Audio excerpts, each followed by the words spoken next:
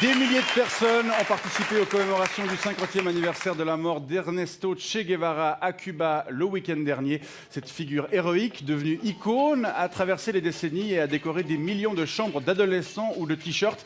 On en parle avec un commerçant, Samuel Freudiguer. Bonsoir. Yes, I am brother from another man back in the business. I go bringing up the man called Mr. Original W. Pull it up! Je rappelle que vous êtes également chanteur dans un groupe de reggae suisse qui s'appelle Brafa. From another madam, man. C'est quand tu es frère et que tu n'as pas l'âme. Très bien, on a bien compris, mais vous travaillez aussi dans un magasin spécialisé, c'est juste? Yes, I welcome in the Kaboom Shop. On est une association ici qui promote les produits éthiques et ethniques parce qu'il faut lutter absolument contre le marketing de Babylone, you know? Don't let them fool you up. D'accord.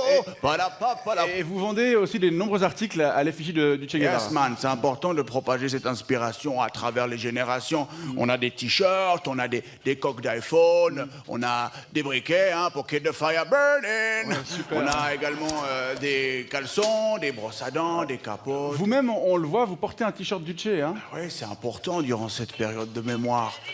Hasta la vista siempre. Et parmi vos clients, vous constatez encore une fascination pour lui?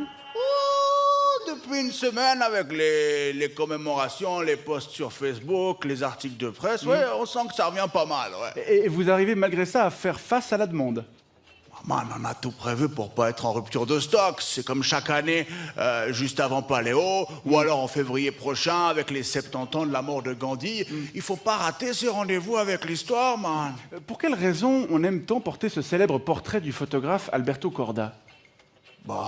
Déjà, parce qu'il est joli, parce qu'il se porte bien, qu'on soit un homme ou un tekel, et aussi parce que c'est un symbole fort pour toutes les générations, man, les yachts et les moyaux. Quel genre de symbole, hein? Un symbole révolutionnaire, d'espérance, de combat pour un idéal de justice sociale?